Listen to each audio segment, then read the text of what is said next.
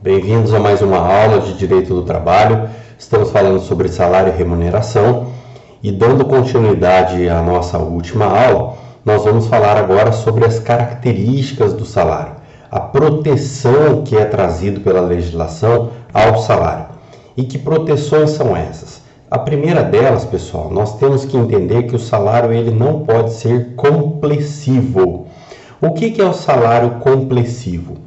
Salário complessivo é quando no olerite o empregador ele não especifica corretamente quais verbas salariais e indenizatórias estão sendo pagas. Ele simplesmente agrupa em uma única verba várias outras verbas. Então vamos supor, ele coloca o salário mais horas extras, tudo como salário. O trabalhador não tem como conferir a quantidade de horas extras que de fato ele realizou naquela empresa. Ele está lá vendo que ele ganhou um salário alto, porém ele não consegue quantificar se está correto ou não. Ele não consegue conferir se aquela quantidade de horas extras estão corretas ou não. Então, quando nós vamos realizar o pagamento desses salários, nós precisamos ser muito transparente com o empregado.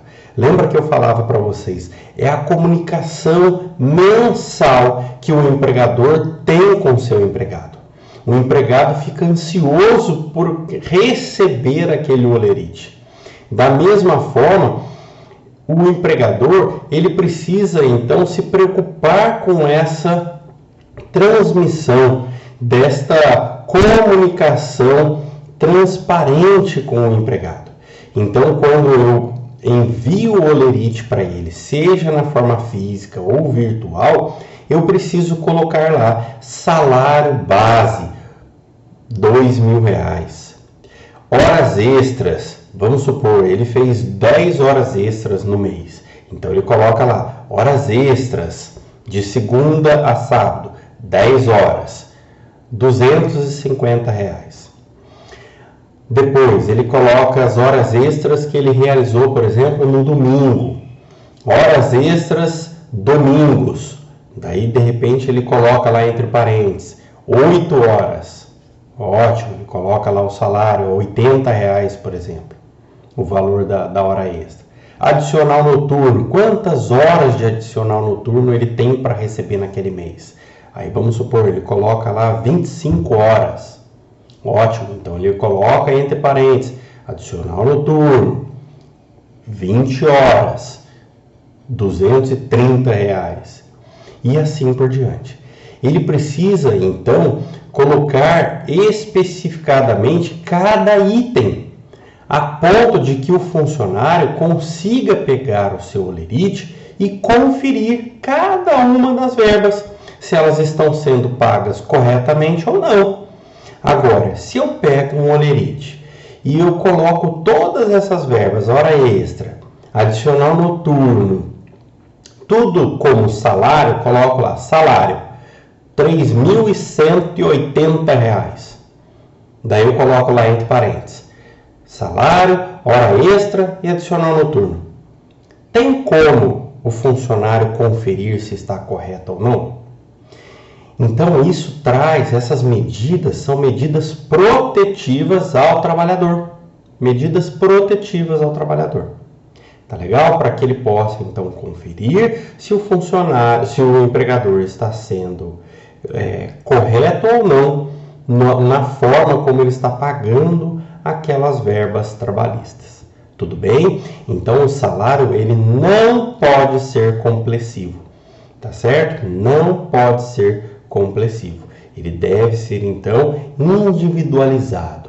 Ele deve então especificar cada uma dessas verbas no momento que ele estiver fazendo o pagamento, a ponto de que o funcionário consiga conferir nas suas anotações se está correta ou não o pagamento daquela hora, daquele salário, daquela verba trabalhista. Tudo bem? Deu para entender essa questão? É a primeira medida protetiva que nós temos, então, que o salário ele não pode ser complessivo, ele deve ser qualificado, beleza? E aí a outra característica que nós temos do salário é que o salário ele é irredutível, irredutível. Daí você pode estar se questionando, ô Júnior, mas e agora com a medida provisória? Né? Esse período da pandemia, será que isso se aplica? Vejam, nós temos lá dentro da nossa Constituição, no artigo 7º da nossa Constituição Federal, a autorização para redução salarial, salvo acordo coletivo ou convenção coletiva. Salvo acordo coletivo ou convenção coletiva. Então, é a única possibilidade que nós temos de redução salarial. E aí, o que nós estamos tendo agora, com a medida provisória 936 de 2020, é que trouxe para o empregador a possibilidade não só de redução salarial, porém, trouxe a possibilidade de redução salarial atrelada à redução de horas.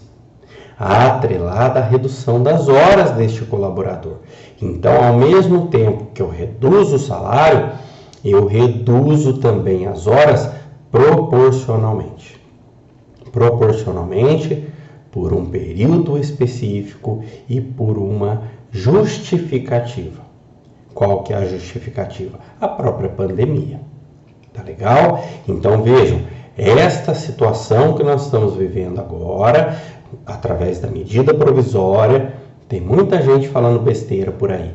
Ah, não atende os princípios constitucionais, afronta a Constituição, a redução salarial não é permitida. Não é permitida a redução salarial somente. Porém, nós estamos tendo, através da medida provisória, uma redução salarial atrelada à redução de horas deste colaborador. Tudo bem? E também nós temos uma justificativa, que é a própria pandemia. Tudo bem? Tranquilo? Fora isso, pessoal, não conseguimos reduzir o salário de nenhum colaborador, a não ser por uma convenção coletiva ou acordo coletivo. E aí vocês podem estar se questionando, nossa, Júnior, eu posso reduzir então o salário do colaborador através de uma convenção coletiva, de um acordo coletivo? Vejam bem, nós temos um sindicato que vai estar protegendo este colaborador. Um sindicato que vai estar batalhando para que tenha uma compensação. De alguma forma vai acontecer um equilíbrio. Olha, você vai estar reduzindo o salário desse colaborador, então tá. Em contrapartida, empresa, o que você vai fazer? Ah, eu vou pagar essa diferença dentro de um ano. Ah, eu vou pagar essa diferença através de uma estabilidade de um ano para o colaborador. Enfim, alguma contrapartida a empresa vai ter que oferecer. E o sindicato ele só vai aceitar se for vantajoso aos seus empregados, né? A sua classe, a sua categoria. Tudo bem? Tranquilo? E aí a última situação, a última característica que nós temos do salário é que ele é impenhorável. O salário ele é impenhorável, salvo que obrigação alimentar. Então, quando nós falamos de obrigação alimentar, vocês devem pensar imediatamente na questão da pensão alimentícia. Perfeito, o raciocínio é esse mesmo. Quando nós temos, então, uma obrigação alimentar, uma pensão alimentícia a ser paga do pai para o filho, do pai para a ex-mulher, ou então da mulher para o filho, ou da mulher até para o marido, soa ruim escutar isso, né? Mas é verdade.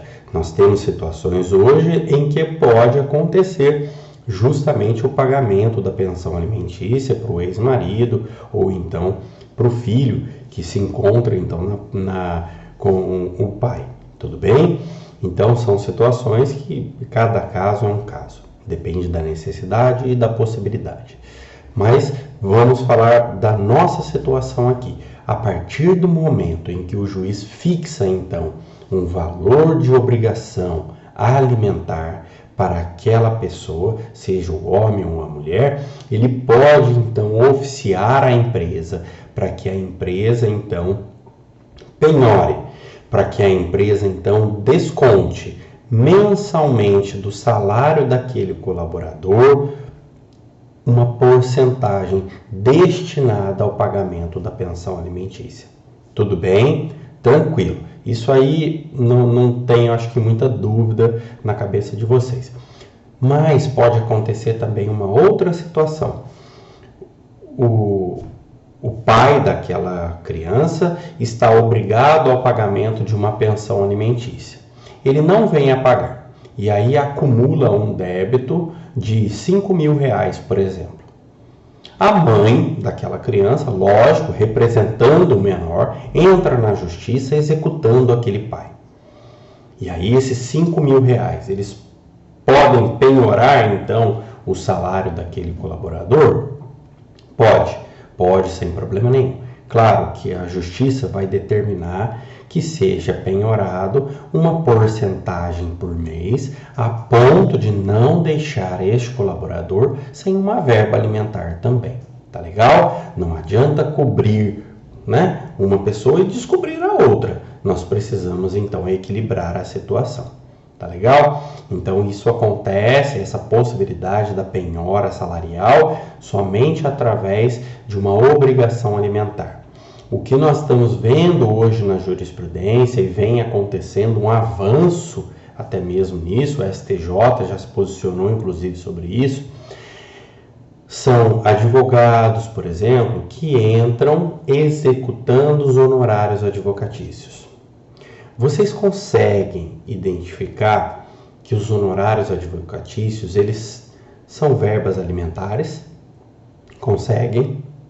Então, lógico, né? Eu vivo de honorários advocatícios, tá certo? Se um cliente deixa de me pagar os honorários, isso faz falta no cumprimento das minhas obrigações familiares, dentro das minhas obrigações individuais. Então, eu tenho que os honorários, eles são verbas alimentares. E aí, será que eu posso então penhorar o salário de um colaborador por conta do não pagamento dos honorários advocatícios? Aí está entrando essa questão, está começando a difundir dentro do Poder Judiciário. Vocês vão encontrar decisões dizendo que não, os juízes entendem que a gente não vive de honorários, que a gente acaba vivendo de luz, do sol. Eu acho que ele pensa outra coisa, né? Uma outra dimensão. E nós temos os juízes mais sensatos que estão acreditando, sim, claro, que os honorários advocatícios, eles são verbas alimentares e podem, então, penhorar o salário daquele que não pagou. Porém, sempre lembrando, dentro do limite da razoabilidade, atendendo sempre o princípio da razoabilidade. Lembram disso? Que a decisão daquele que vai determinar uma obrigação precisa atender o princípio da razoabilidade. E aí, atendendo o princípio da razoabilidade, ele vai então penhorar o quê? Olha, eu vou penhorar 10% do seu salário por mês até o pagamento integral desses honorários advocatícios. Não tá bom? Tá ótimo, poxa, o colaborador vai ter 90% para poder sobreviver. E aí 10% está destinado ao pagamento dos honorários advocatícios. Tudo bem, nós estamos falando apenas dos honorários advocatícios, mas isso também tem uma extensão. Pode ser, de repente, os honorários de um médico, de um dentista, enfim, todas essas questões são destinadas ao pagamento de verbas alimentares. Tá? Então isso nós estamos criando hoje um entendimento jurisprudencial amplo com relação a essa questão alimentar. Será que aquilo que está sendo executado é uma verba alimentar? pode penhorar um salário? Então vejam como que isto é amplo, o direito ele vai se moldando conforme realmente a sociedade entende, conforme realmente há um destino de cada coisa. Tudo bem? Então nós temos essas 3 características aí do salário, que o salário ele é qualificado, o salário ele é irredutível e o salário ele é impenhorável. Tudo bem? Tranquilo até aqui? E aí, pessoal, nós vamos falar de algumas situações em que nós encontramos o salário presente. Lembra que nós falamos da questão da quebra de caixa? A quebra de caixa é aquela verba em que o empregado que trabalha no caixa, trabalha com aquele dinheiro ali, pagando, recebendo os clientes, ele acaba recebendo esse percentualzinho lá, de repente um valor mensal fixo, destinado a pagar as diferenças que aparecem então no final do dia. Aquele caixa, quando ele vai fechar o seu caixa, ele abre, então ele puxa aquele movimento e ele aí se depara com uma diferença de R$3, R$4, 20 centavos. Essa diferença deve ser paga então por este operador do caixa, tá legal? Este valor fixo que ele acaba recebendo ali todo mês, ele tem natureza salarial. Está lá na súmula 247 do TST. E aí, pessoal, quando a gente fala que tem natureza salarial, integra o salário. E aí nós temos que lembrar do artigo 457 que nós vimos na aula anterior. Bacana. Se integra o salário, se tem natureza salarial, o que vai acontecer? Qual a consequência disso? Essa quebra de caixa que ele está recebendo vai refletir então nas demais verbas trabalhistas. Lembram disso? 13º salário vai refletir nas férias, reflete no aviso prévio, reflete no fundo de garantia, reflete no INSS. Tudo bem? Então tem um reflexo direto. Eu vou considerar que essa quebra de caixa faz parte também do salário. Tudo bem? Tranquilo? E depois nós temos as luvas. O que são essas luvas? As luvas, pessoal, são aquelas importâncias pagas a um determinado colaborador, um profissional, na assinatura do contrato, por conta aí da exclusividade, preferência que eu vou ter, então, diante daquele colaborador. Imaginem vocês se eu fosse um profissional famosíssimo na sociedade, famosíssimo aí na esfera jurídica e acadêmica. E aí, de repente, o Unisal vem e fala o seguinte: ô Júnior, eu preciso que você faça parte da minha pós-graduação. Legal, aí eu faço parte da pós-graduação. O que vai acontecer? Eu sou tão famoso que eu vou, então, trazer muitos alunos para fazer a pós-graduação. Tá certo? E aí, dentro dessa situação, o Unisal vem e fala: legal, tudo bem, você vai assinar um contrato aqui comigo, porém é de exclusividade. Você não vai poder fazer parte também da pós-graduação de outra instituição. Neste período, você vai fazer parte somente da minha instituição. Legal, bacana. E aí, logicamente, que tem um plus no salário, por conta dessa exclusividade, dessa preferência que eu estou dando, exigindo deste colaborador. E aí é o que nós chamamos de luva. Esta luva destinada a este colaborador é justamente por conta desta exclusividade. Isso tem natureza salarial. Vai refletir em todas as demais verbas do salário. Reflete aí no 13º, reflete nas férias, reflete no aviso prévio, no INSS, no fundo de garantia.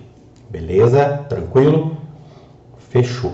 E aí, por último, nós temos a questão do salário utilidade, salário in natura. Quando a gente fala salário utilidade, é a mesma coisa que salário in natura. E aí nós temos que entender isso, que além do pagamento em dinheiro, existem aquelas outras questões que eu já falei para vocês. A alimentação, que é paga de repente em dinheiro e não em ticket, tá legal? A habitação, vestuário ou outra prestação. Isso, se a empresa fornecer de forma gratuita e habitualmente, é considerado salário. E aí nós já entramos no próximo vídeo, eu vou aprofundar essa questão. Tá joia? Até já, pessoal!